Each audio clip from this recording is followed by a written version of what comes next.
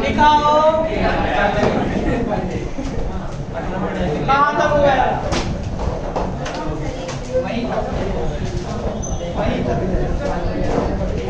तो कल अपन last class में अपन क्या कर रहे थे? अस्थायी कणों के शेष उत्पादों की गतिकी। तो अपन ने एग्जाम्पल लिया था यूरेनियम का 92, यूरेनियम 238 कितने भागों में टूट गया था? थोरियम और हीलियम। तो अपन क्या कर रहे हैं? इसकी काइनेटिक एनर्जी कितनी थी? T1। अरे यार आवाज बंद कर। इसकी काइनेटिक एनर्जी कितनी थी? T2। यही अपन को निकालनी है। तो लास्ट क्लास में अपन ने सारे मान निकाल लिए थे। ये जो मान निकाले थे P1 म्याऊ स्क्वायर, P म्याऊ स्क्वायर, P2 म्याऊ स्क्वायर सारी वैल्यू पुट करो। तो क्या लिखेंगे? तब इक्वेशन 8 से आवाज बंद कर लो।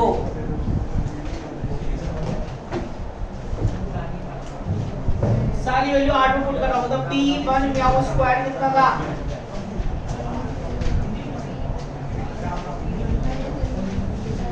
P1 माइनस का M1 स्क्वायर C स्क्वायर, फिर P म्याऊ स्क्वायर क्या था? माइनस का M स्क्वायर C स्क्वायर, फिर था प्लस P2 म्याऊ स्क्वायर क्या था? माइनस का M2 स्क्वायर C स्क्वायर, फिर था माइनस का 2 P म्याऊ P2 म्याऊ कितना आएगा? माइनस माइनस हो जाएगा plus M D2 plus M2 series ये थे। ये जो अपने लास्ट क्लास में सारी वैल्यू फाइंड की थी वो सब रख दिया अपने इक्वेशन नंबर 8 में। आवाज बंद कर। अब अपन को यहाँ क्या निकालना है? T2 निकालना है। क्या निकालना है? T2। तो बताओ minus M1 square C square minus M square C square minus M2 square C square plus क्या हो जाएगा? 2M T2 plus 2M2 MM2 और क्या हो जाएगा? C square. ये होगा माइनस का M1 स्क्वायर C स्क्वायर। अब अगलू क्या कर रहे हैं? इनको तो उठा लिया। ये किसका हो जाएगा? प्लस का plus M square C square minus plus M2 square C square. ये क्या हो जाएगा? Plus minus 2M C square बराबर 2M P2। अब इसमें से क्या कर रहे हैं? कुछ कैंसिल हो रहा है क्या? नहीं। C स्क्वायर क्या लें? कॉमन। और क्या बनेगा?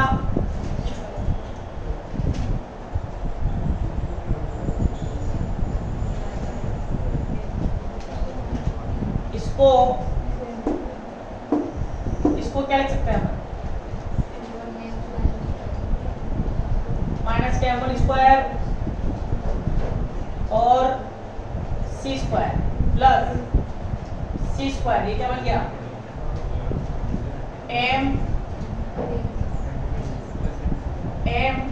माइनस M2 का होल स्क्वायर बराबर क्या आएगा? 2m t2, इसको क्या लिख देंगे 2m t2 और क्या लिख सकते हैं इसको m माइनस m2 का whole square minus m1 square क्या आएगा c स्क्वायर। इसको भी क्या लिख सकते हो 2m t2 m minus m2 plus m1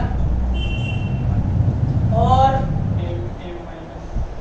m minus m2 minus का m1 c स्क्वायर। एक बार प्लस में एक बार माइनस में क्या करिए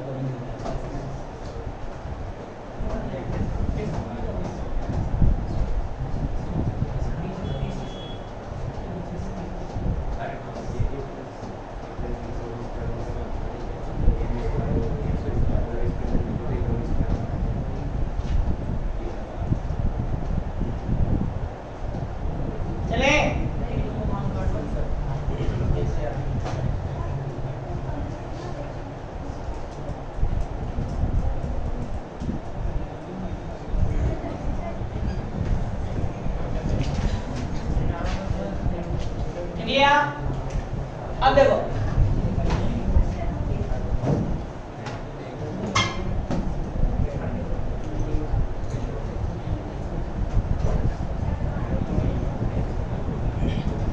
बताओ डेल्टा m क्या माना था अपन ने m minus m1 plus m2 क्या माना था बबलू डेल्टा m। यहाँ पर डेल्टा m सीधा दिख रहा होगा m minus m1 minus m2 m minus m2 minus m1 यही है। तो क्या लिखेंगे तब 2m t2 2m t2 और ये क्या बन जाएगा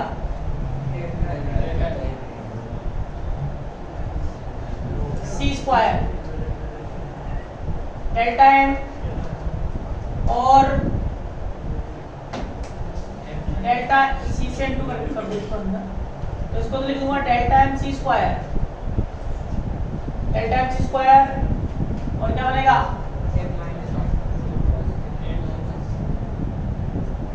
m माइनस m2 प्लस का m1। अब बताओ,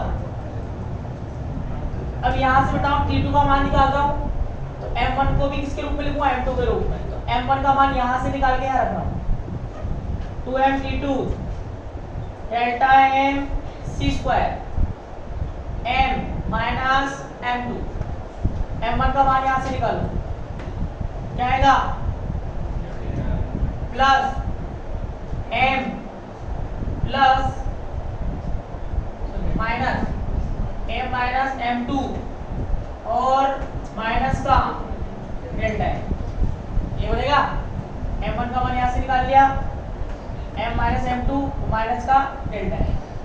अब Bablu 2m t2 delta m c square, अब बताओ क्या हो गया 2m माइनस का 2m2 माइनस का डेल्टा m।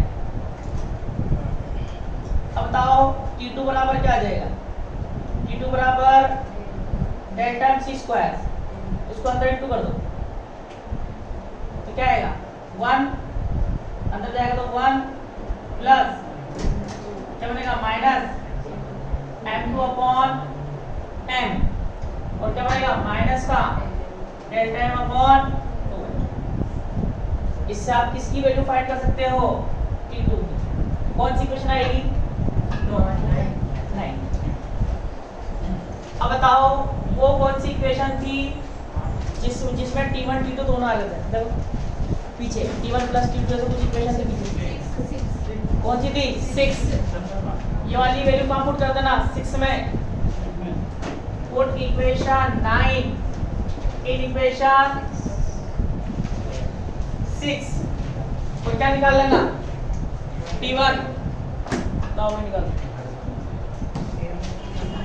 क्या थी बताओ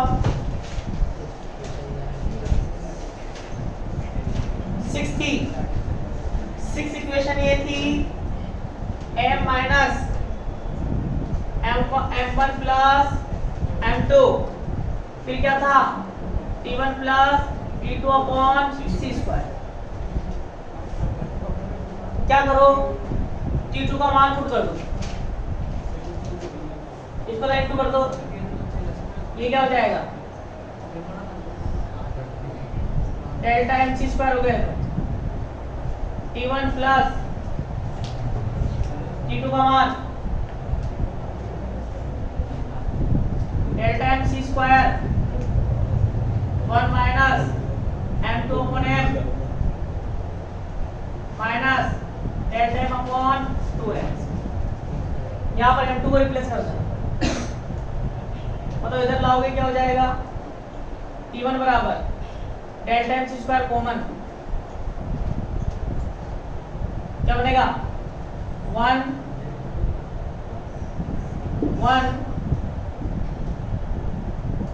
माइनस 1 प्लस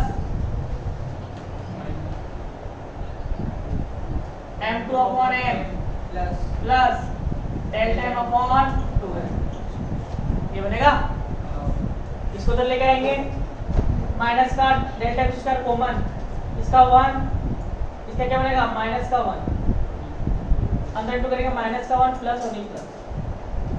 अब m2 का मान रखो 1 से 1 तो क्या हो जाएगा cancel, t1 equals to delta m c square,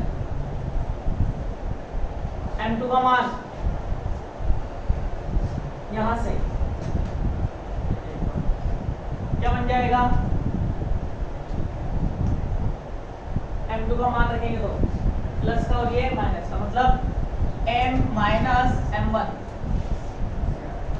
और माइनस का delta m upon m plus delta m upon 2m, m से m2 कैंसिल हो जाएगा, t1 delta m c square 1 minus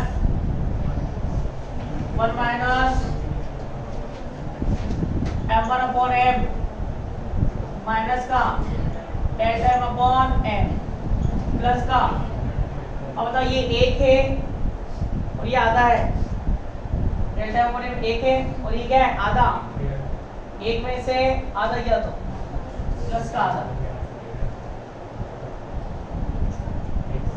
ये प्लस का है माइनस का ना, माइनस का 2m, किसकी वैल्यू आ गई d1, चलिए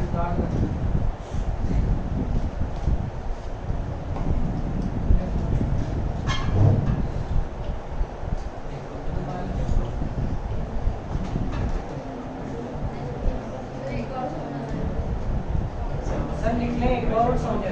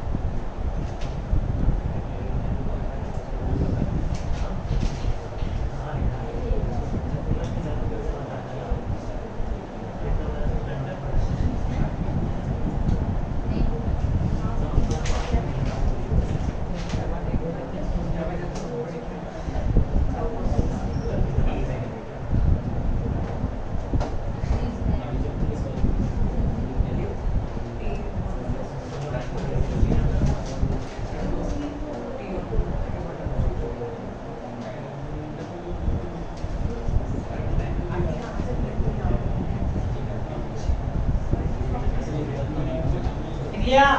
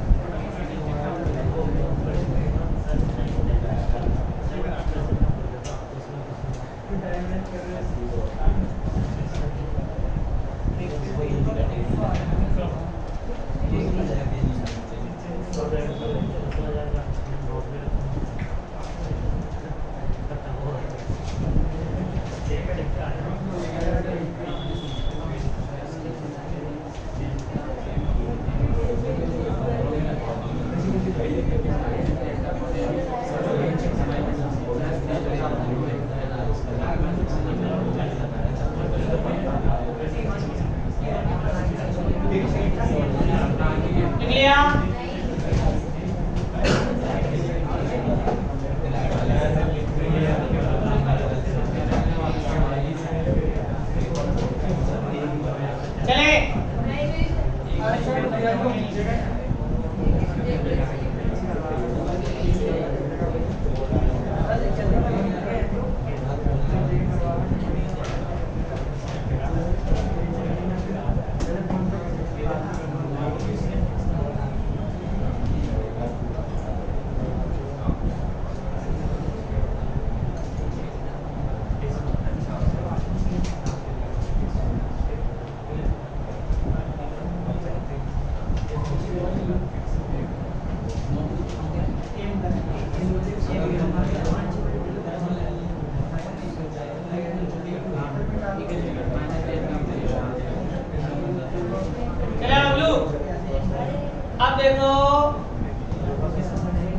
इसके ऊपर न्यूमेरिकल भी पूछ सकता है। कैसे न्यूमेरिकल पूछेगा? कुछ भी नहीं है भाई, कल अपन ने जो इक्वेशन बना के छोड़ी थी उस वाले इक्वेशन 8 में मान रखा, t1 निकाल लिया, t1 का मान का इक्वेशन में 6 में रखकर क्या निकाल लिया अपन ने? t2 और t1 के मान निकाल लिए। इसको कोई स्टेप रूल में नहीं आएगा तो पूछ लो। कहां से बताओ? यहां से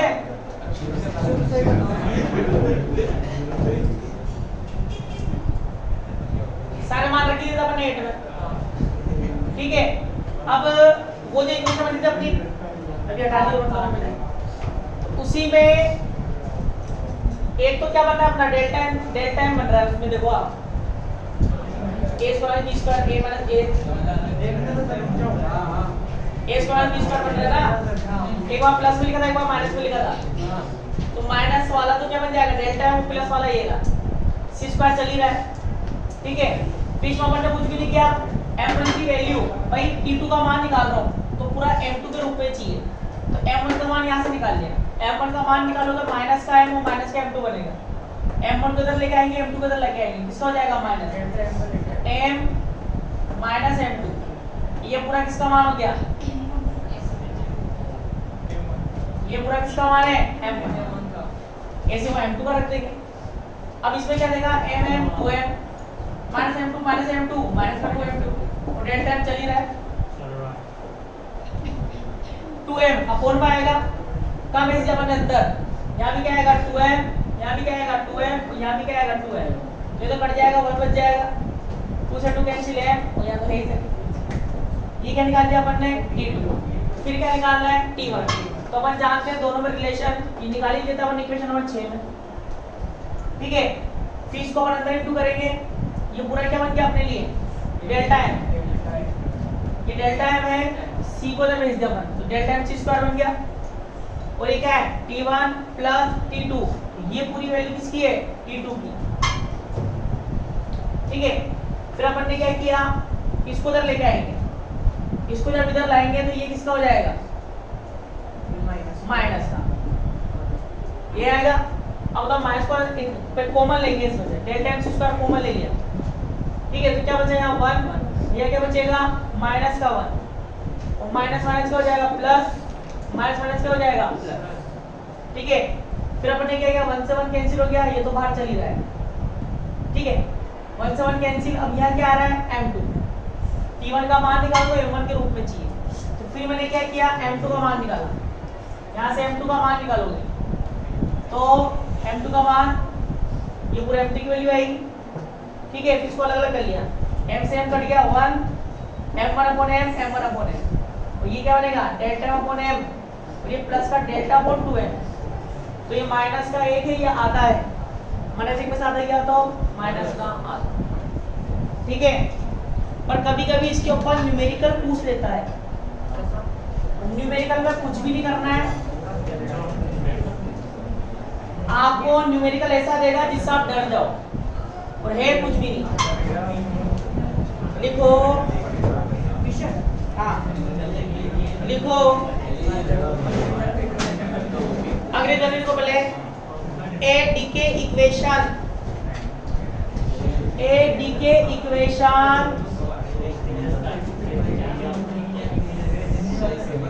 is given by a decay equation is given by, ये लिखो, इंग्लिश वाले लिखो, एक, हिंदी वाले लिखो, एक क्षय अभिक्रिया, एक क्षय अभिक्रिया निम्न प्रकार है,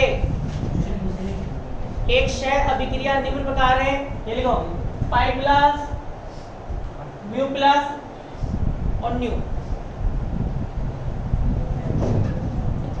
अंग्रेजी में लिखो, if the rest mass pi minus and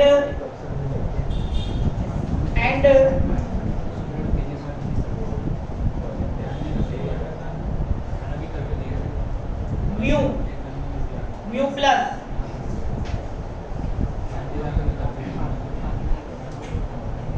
and nu are 39.6 mega electron volt पर सी स्क्वायर, 39.6 मेगा इलेक्ट्रॉन वोल्ट पर सी स्क्वायर। फिर लिखो कोमा लगा के 105.7 मेगा इलेक्ट्रॉन वोल्ट पर सी square and 0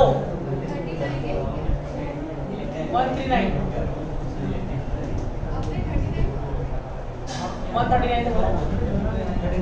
139.6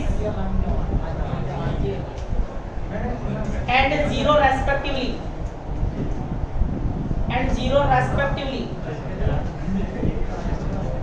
determine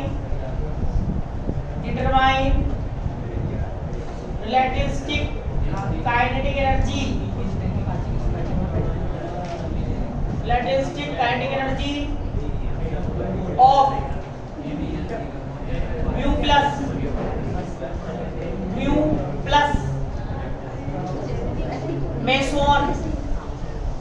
mu plus meson and neutrino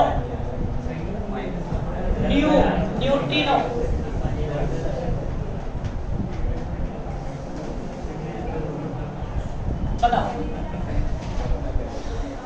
Hindi वाली को मिल गया। जिनके द्रव्यमान क्रमशः जिनके विराम द्रव्यमान क्रमशः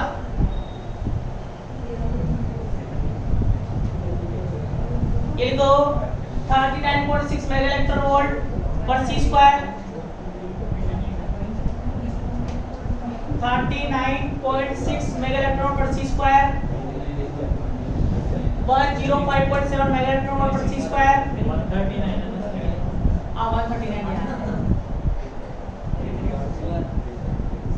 139.6 105.7 और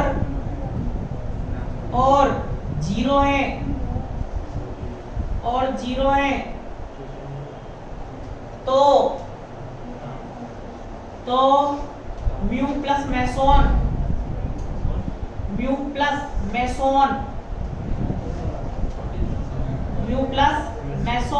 और म्यू प्लस मेसोन और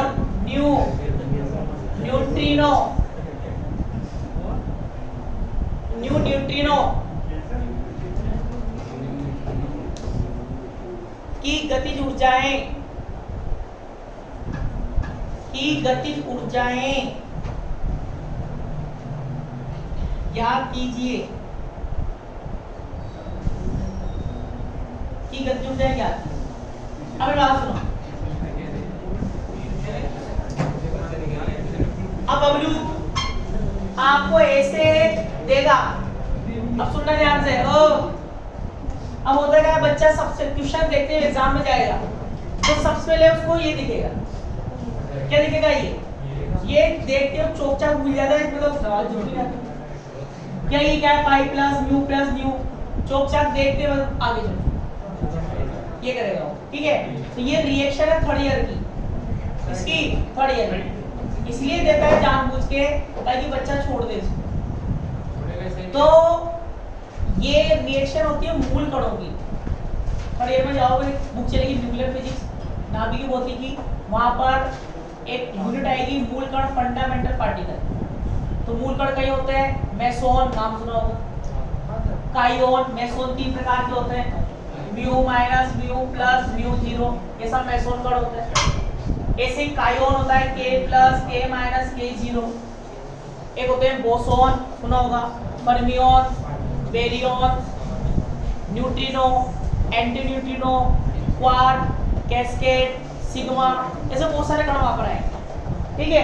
तो उनमें से एक रिएक्शन दी हुई है, क्या है, एक रिएक्शन रिएक्शन से कोई मतलब नहीं है, बस अपना जो कॉन्सेप्ट है, अपना कॉन्सेप्ट क्या था, एक कण दो भागों में टूट रहा है। अपन ने क्या किया था, यूरेनियम को दो भागों में तोड़ दिया था, बेरियम और क्रिप्टोन, या थोरियम और हीलियम में, एक ही बात है।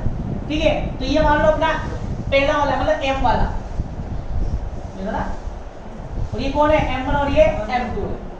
तो बताओ, तो आपको इनके विराम द्रव्यमान क्या दिए हुए,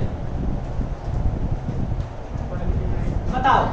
चूंकि डेल्टा M पाई कितना दिया हुआ है, 139.6 मेगा इलेक्ट्रॉन वोल्ट पर सी स्क्वायर। और बताओ एम म्याऊ का द्रव्यमान कितना दिया हुआ है, 105.7 मेगा इलेक्ट्रॉन वोल्ट अपॉन सी स्क्वायर। और न्यूट्रिनो का क्या दिया हुआ है, 0। इसका नाम है मेसोन। इसका नाम भी क्या है, मेसोन, मतलब मेसोन पार्टिकल के पार्ट है, और इसको बोलते हैं न्यूट्रिनो। क्या बोलते हैं, न्यूट्रिनो। तो आपसे बोल रहा है T1 T2 निकाल लो। तो अभी अपने पास T1 की इक्वेशन, T1 मतलब ये अपना 1 है, ये 1 हो गया, ये 2। ठीक है, तो T1 क्या है अपने पास, T1 क्या है, डेल्टा M C स्क्वायर, और value 1 minus M1 upon M minus delta M upon 2M। अब क्या करो, T1 निकालना है, T1 मतलब म्यू, म्यू निकालना है, तो ये भी क्या हो जाएगा, M म्यू हो जाएगा। अब डेल्टा M क्या होता है, चूंकि डेल्टा M होता है M minus M1 plus M2।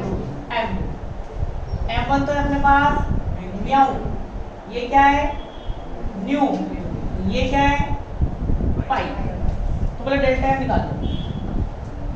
Delta M कैसे निकालोगे, 139.6 माइनस 105 कर लो, तो 0 है, 105.7 कितना आएगा, माइनस करो फटाफट, तो कितना है,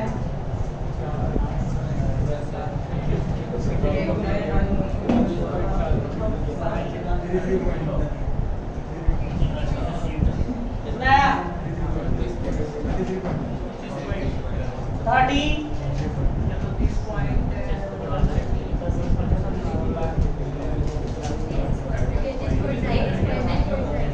33.9 ये मेगा इलेक्ट्रॉन वोल्ट सी स्क्वायर। अब बताओ, तो T म्याऊ क्या आएगा, डेल्टा M क्या हो गया, 33.9 मेगा इलेक्ट्रॉन वोल्ट अपॉन सी स्क्वायर, और सी स्क्वायर ये। आगे चलो, अब 1 माइनस 1 म्याऊ का मान क्या है, 105.7 अपॉन में M क्या है, ये 139.6। तो इसकी यूनिट से इसकी यूनिट कैंसिल हो जाएगी, पूरा कैंसिल हो जाएगा, मैं ये कैंसिल हो गया। ठीक है, तो डेल्टा M अपने पास ये है, ठीक है, 2M अपने पास ये, तो माइनस का डेल्टा M क्या है, डेल्टा M ये रहा, यही है, 2 M कितना है, ये मतलब M पाई है ना, कितना है 139.6, यूनिट से यूनिट कैंसिल हो जाएगी। ठीक है, इसको सोल्व कर लेंगे, क्या आ जाएगा, T म्याऊ मतलब T1, फिर वो जो रिलेशन है ना, T1 प्लस T2 वाला, वहां से T2 निकाल लेंगे, 5 नंबर आएगी। सोल्व करो, उस चीज में पूछ लेनी कि मैं नहीं कर सकता, देखो फटाफट लेक्चर होता है, ये बोल दिया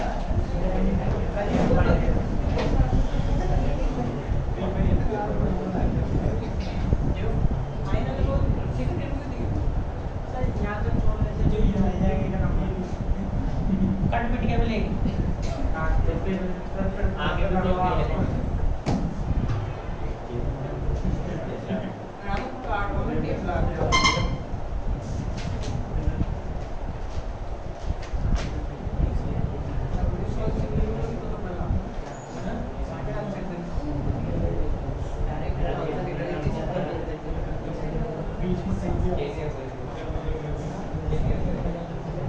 पहले इलेक्ट्रॉन वोल्ट को कैसे लेना देना, तो आंसर में मेरा इलेक्ट्रॉन वोल्ट में आ रहा है, तो ये आएगा 4 क्या आएगा 4.1 मेगा इलेक्ट्रॉन वोल्ट। अबे ये तो तुम कर सकते हो, गुणा भाग भी कर सकते हो क्या? हाँ, और T2 आएगा, T2 मतलब T आएगा 29.8 mega electron volt.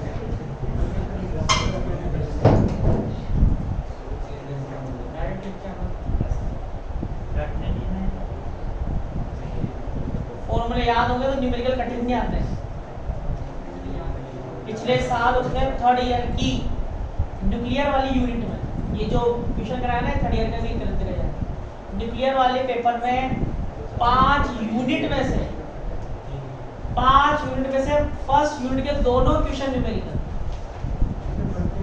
Second unit के दोनों न्यूमेरिकल, थर्ड के दोनों न्यूमेरिकल, फोर्थ के दोनों न्यूमेरिकल। कर लो क्या करो, 5 का बस 2 थियोरेटिकल क्वेश्चन वो कराने के सारे न्यूमेरिकल उनको पढ़ के नहीं जाते बच्चे, क्या करें।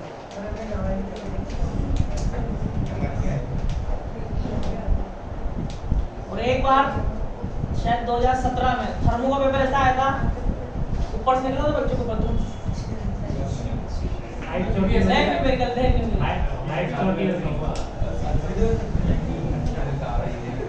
तो हल्के में डाल ले।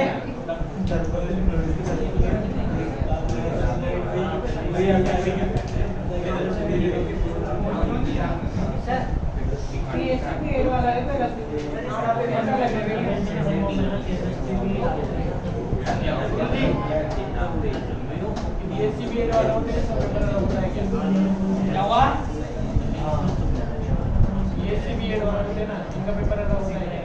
हाँ आपने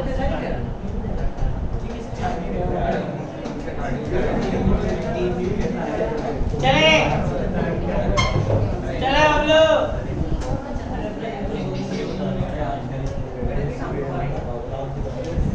अब लिखो दूसरी घटना। 4 टॉपिक पढ़ने में इसमें ये पहला टॉपिक हो गया।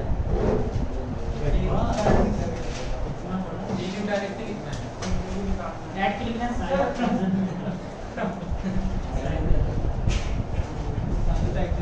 कहाँ से है? T2 T न्यू कहाँ से है? अरे T1 T2 में रिलेशन नहीं है क्या वो? डेल्टा एम और T1 plus T2 upon C square. और क्या? लेकिन सर आया तो डायरेक्ट ना सर, आया तो डायरेक्ट एक लग जाएगा कैलकुलेशन। एक इलेक्ट्रॉन वोल्ट कितना होगा? 1.6 into 10⁻19 जूल। जूल में कन्वर्ट करना ही नहीं ना, तो इलेक्ट्रॉन वोल्ट में निकालना क्या होता है? क्या मतलब वो तो नॉलेज के लिए लिखो। अगला टॉपिक दहली अभिक्रिया ऊर्जा। दहली अभिक्रिया ऊर्जा, threshold reaction energy, threshold reaction energy, दहली अभिक्रिया ऊर्जा, दहली अभिक्रिया ऊर्जा। बताओ सब बच्चे, भाई जो टॉपिक तुम पढ़ के आ चुके हो क्लासिकल में, वही यहाँ पर अपन दोबारा पढ़ रहे हैं किसमें? आपेक्षिकता में, रिलेटिविटी। बताओ आपने दहली आवृत्ति का नाम सुना होगा, थ्रेशोल्ड फ्रीक्वेंसी का नाम सुना होगा। क्या होती है दहली आवृत्ति?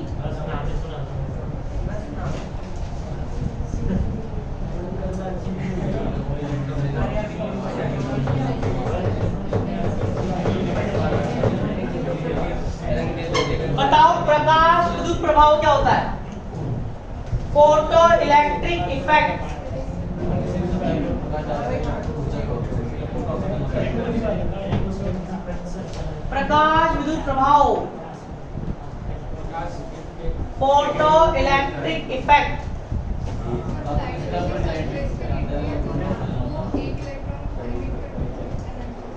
कब? मतलब सरफेस है, मेटल सरफेस है, इसमें फ्री इलेक्ट्रॉन्स हैं, कोई सी भी लाइट गिरा दूंगा इलेक्ट्रॉन बाहर आ जाएंगे।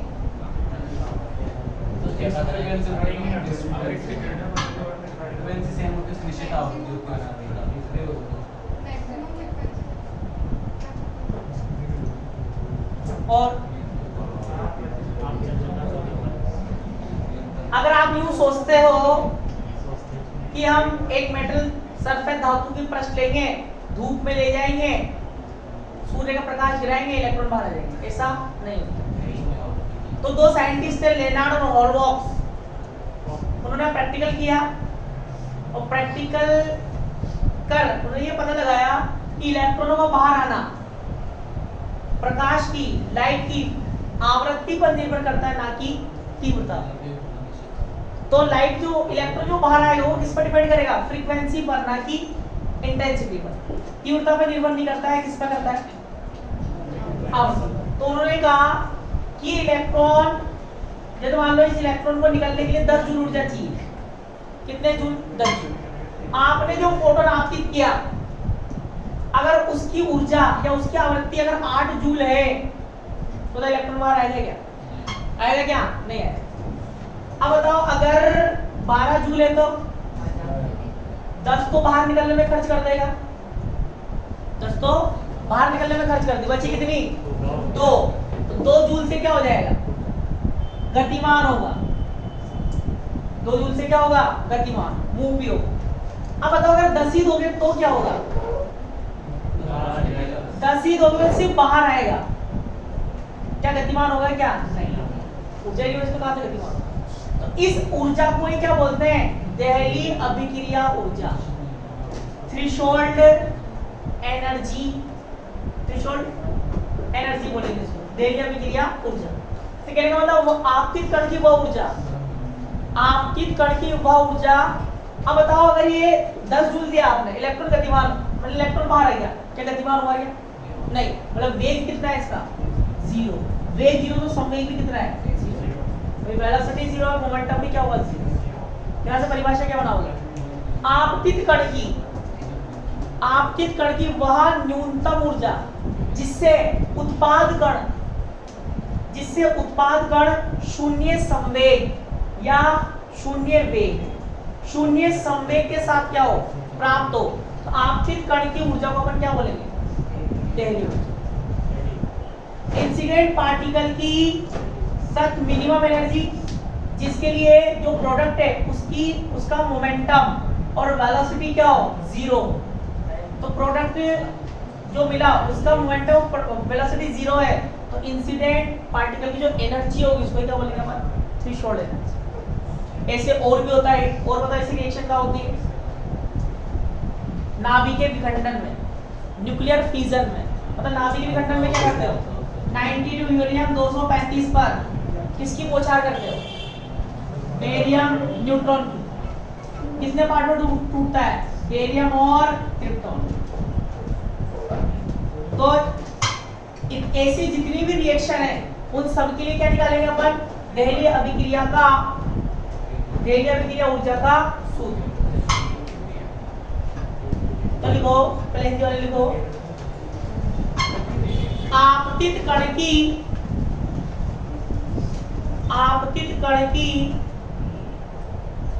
वह न्यूनतम ऊर्जा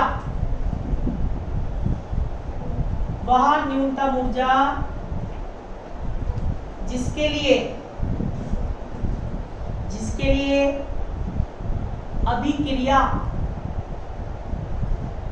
लिए अभिक्रिया संपन्न हो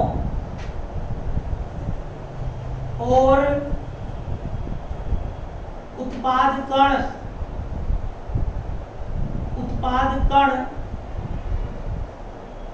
शून्य संवेग के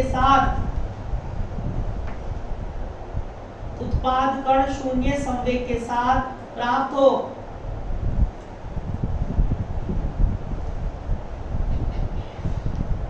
अगले आंसर लिखो, सॉरी शून्य समय के साथ प्राप्त हो दहली अभिक्रिया ऊर्जा, दहली अभिक्रिया ऊर्जा कहलाती है। अगले आंसर लिखो, दहली अभिक्रिया ऊर्जा को समझने के लिए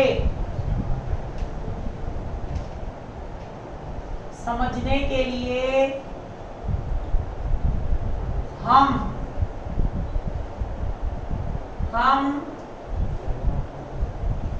एक अभिक्रिया पर विचार करते हैं। ये अभिक्रिया लिखो,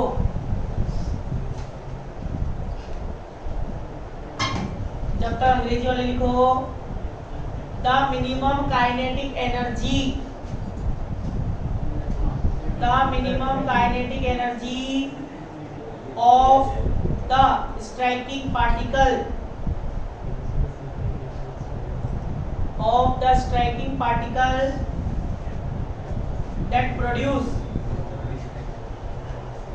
that produce particles with zero momentum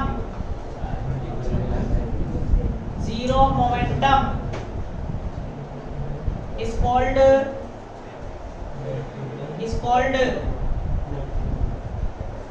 threshold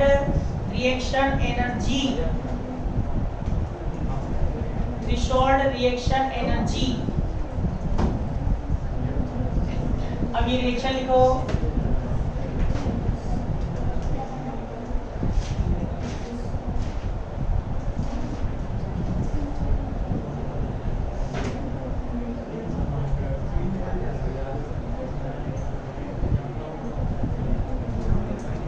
इसको लिखना है स्ट्राइकिंग पार्टिकल, ये रेस्ट पार्टिकल और वो product.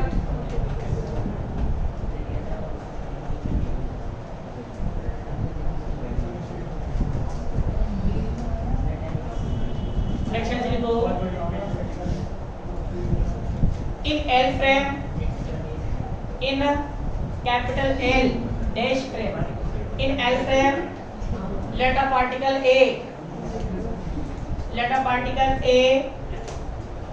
of rest mass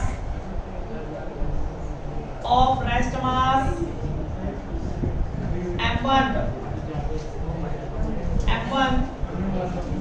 having momentum P1 and energy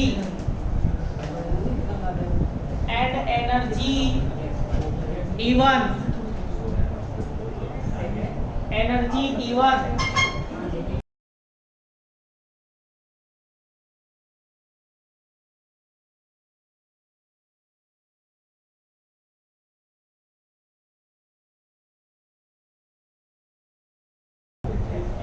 strikes a particle B and energy E1 strikes a particle B of rest mass M2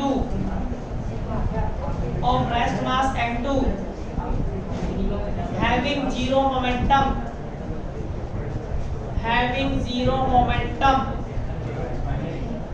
P2 equals to 0 and energy E2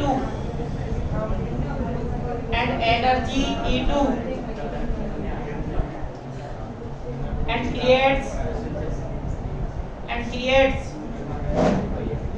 two particles C and D of rest masses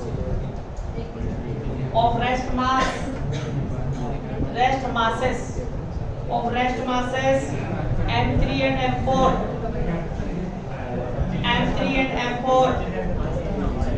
respectively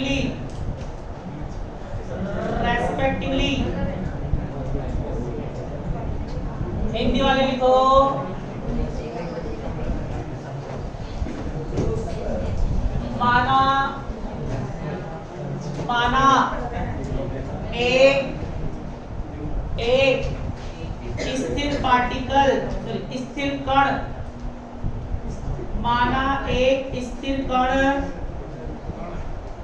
जिसका द्रव्यमान, जिसका विराम द्रव्यमान, एक स्थिर कण जिसका विराम द्रव्यमान m2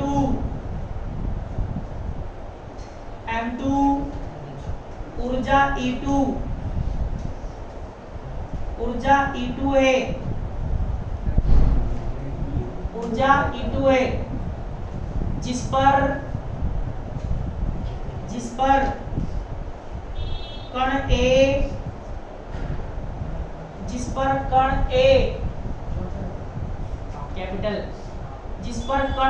जिसका विराम द्रव्यमान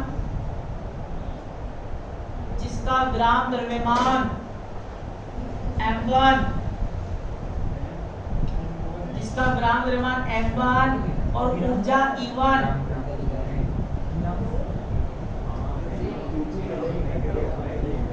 जिसका विराम द्रव्यमान m1 ऊर्जा E1 है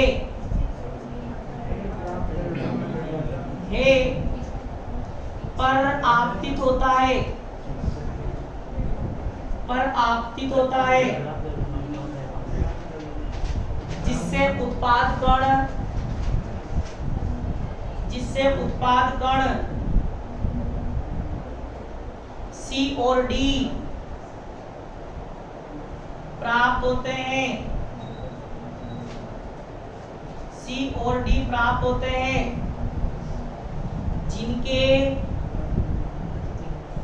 जिनके विराम द्रव्यमान क्रमशः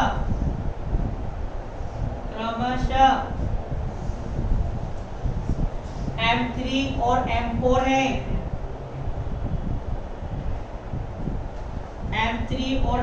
हैं, अगले आंसर लिखो। माना L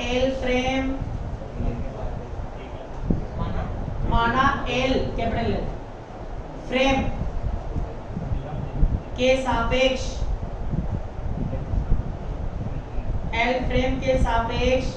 A व B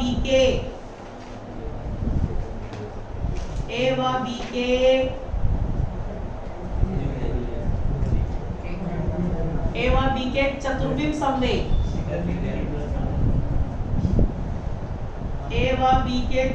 संवेग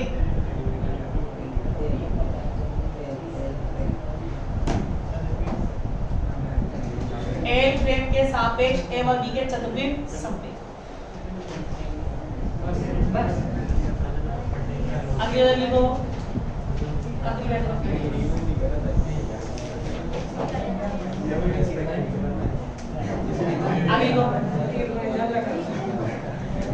for momentum of A and B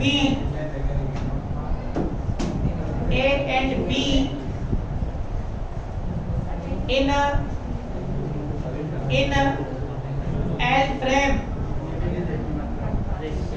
L frame आप सुनो बबलू, इधर देखो।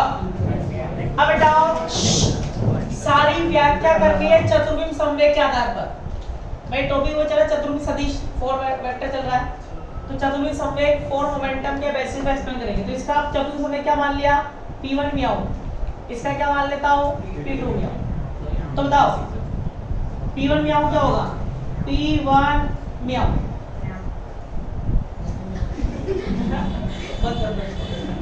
बताओ P क्या होता है?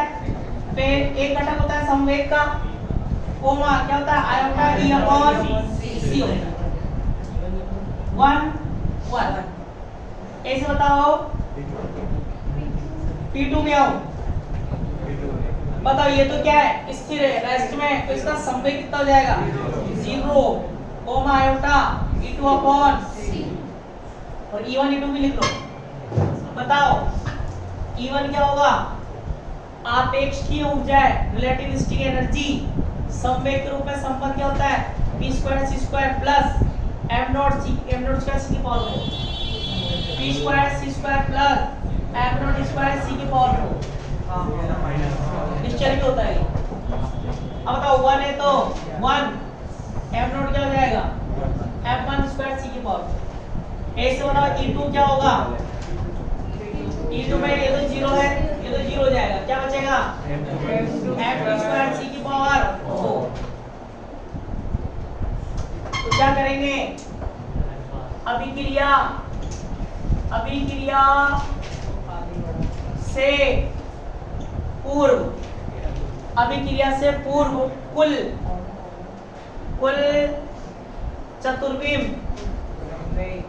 चतुर्विम संवेग, total for momentum before reaction, ये बिफोर रिएक्शन या आफ्टर रिएक्शन? तो बताओ कुल क्या होगा?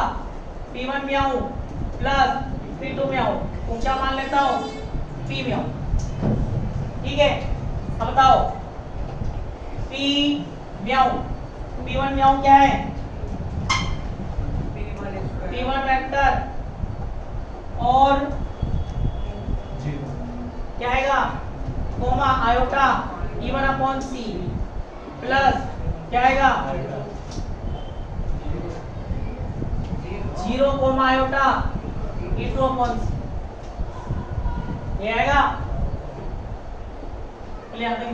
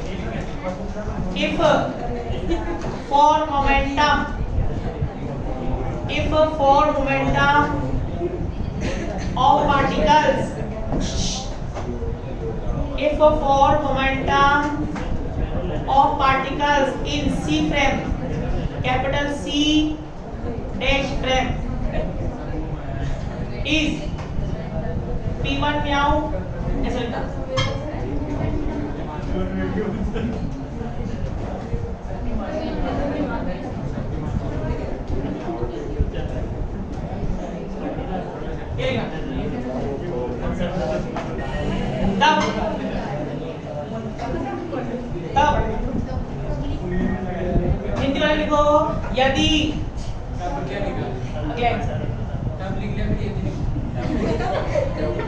देन तो लिखो यदि अरे उसके आगे तो बोला था 3-4 बार लिख लिया मैंने। यदि सी फ्रेम के सापेक्ष सी फ्रेम के सापेक्ष, आवाज बंद, सी फ्रेम के सापेक्ष ए और बी के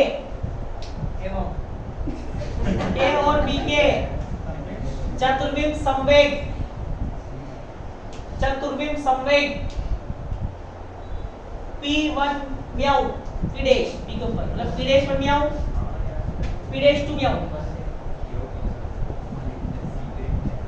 सुनो ध्यान से, बिल्कुल ध्यान सुनना। तो अगलू एक होता है बेटा L फ्रेम, सुनना ध्यान से, एक होता है L फ्रेम, एक होता है C फ्रेम। तो यहां पर क्या हो रही है, टक्कर होती है। क्या होती है, टक्कर। और टक्कर आप पढ़ते हो 11th क्लास में। तो जो टक्कर होती है, टक्कर की व्याख्या दो फ्रेम में की जाती है, दो निर्देश तंत्रों में होती है। एक होती है एल फ्रेम, एल फ्रेम की फुल फॉर्म होती है लेबोरेटरी फ्रेम, मतलब प्रयोगशाला निर्देश तंत्र। एक होता है C frame, centre of mass frame, मतलब द्रव्यमान केंद्र निर्देश तंत्र।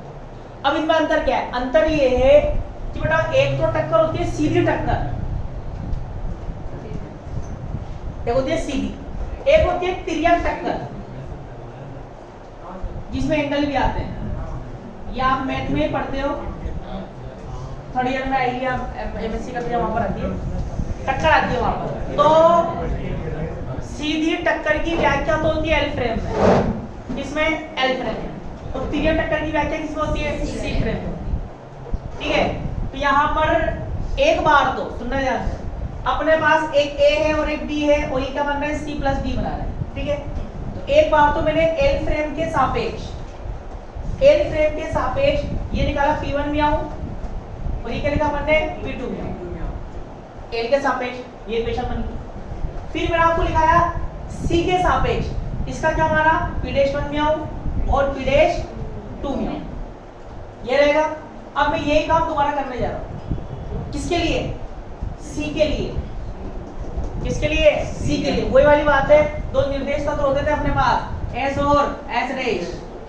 अगर कोई वस्तु एस डैश में है और एस डैश v वेग से गतिमान है, एस डैश v वेलोसिटी से मूव हो रहा है, एस डैश के सापेक्ष तो क्या है, स्थिर है, इसलिए अपन ने यहाँ पर ये जीरो लिया। तो ये एस को, एस डैश को मान सकते हो एल फ्रेम। तो क्या एस के सापेक्ष भी स्थिर रहेगा क्या, नहीं रहेगा। अब सी के सापेक्ष क्या P2 जीरो रहेगा क्या, नहीं। तो यहाँ से मैं कुछ भी नहीं कर रहा हूँ, ये काम दोबारा कर दूंगा। पहले इसको एक इसके मोड़ बढ़ा देता हूँ, इसको क्या लिखूंगा, P में आऊँ, देख दिया 2 मिनट की बात है। संवेग को संवेग में जोड़ोगे तो P1 vector comma iota upon C common, क्या बनेगा P1 प्लस P2। इक्वेशन कौन सी आएगी, इसको दे दो फर्स्ट, इसको दे दो सेकंड। तो अब रुक जाओ, लिख लेना। आप सुनो ध्यान से, क्या लिखेंगे, सी फ्रेम के सापेक्ष, कुछ भी नहीं करूंगा, डैश लगा दूंगा, डैश लगा दूंगा, डैश लगा दूंगा, डैश, यह क्या आएगा P2 डैश वेक्टर, यह क्या लगा दूंगा, डैश।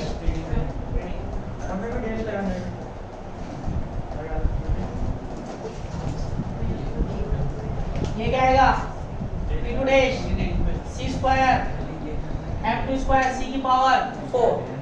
फिर क्या आएगा, ये सेम रहेगा, dash dash dash dash dash dash dash P2 vector dash. ये क्या होगा, P mu dash P1 vector plus P2 vector, equation 3। लिखो,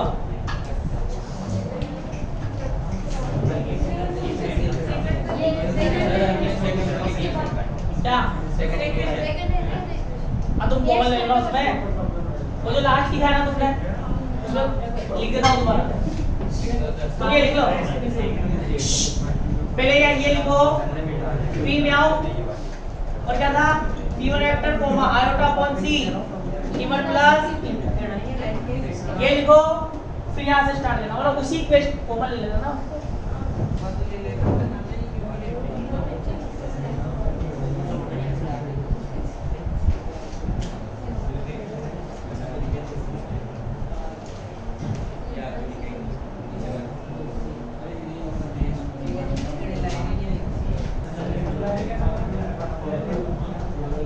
चलेंगे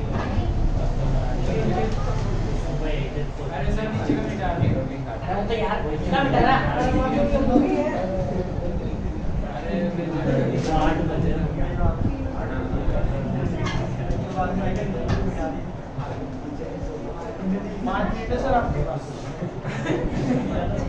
अब देखो बताओ अपन ने सिद्ध करके आ चुके हैं प्रूव करके आ चुके हैं पी म्याऊ स्क्वायर क्या रहता है निश्चर रहता है इनवेरिएंट रहता है पी म्याऊ स्क्वायर की निश्चरता से from invariant of P mu square निश्चर से मतलब क्या है कांस्टेंट है कांस्टेंट का मतलब क्या है पी म्याऊ स्क्वायर जो होगा वही क्या होगा पी डैश म्याऊ का स्क्वायर भाई आप लिखते हो p बराबर कांस्टेंट इसका मतलब क्या होता है p1 बराबर p2 बराबर p3 बराबर डेट तो ये अपन सिद्ध करके आ चुके हैं पीछे p म्याऊ स्क्वायर क्या है कांस्टेंट और निश्चर मतलब इनवेरिएंट वाह अपना दिमाग में लगा देना ठीक है अब बताओ p म्याऊ स्क्वायर की निश्चरता से तो उसको क्या लिख दूंगा अगर मैं इसको ऐसे लिख दूं p म्याऊ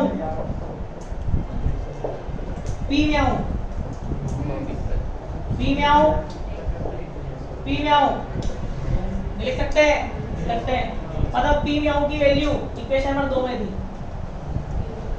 p1 vector comma iota e1 upon c क्या था e1 प्लस e2 था e1 plus e2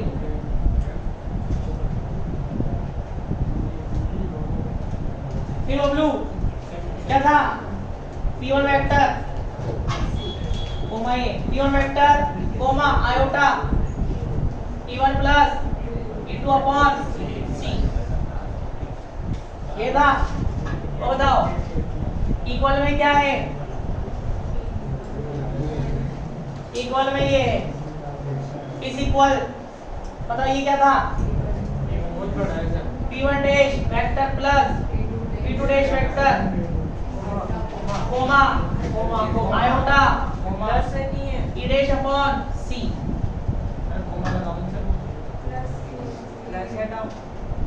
e1 dash plus e2 dash को क्या मान लिया मैंने e डैश मान लिया आगे चलो सेम ये दोबारा लिख देंगे p1 dash vector plus p2 dash vector और बबलू क्या बनेगा comma iota e dash upon c यहां दर्शा दो जहां e डैश का माना e1 dash plus e2 dash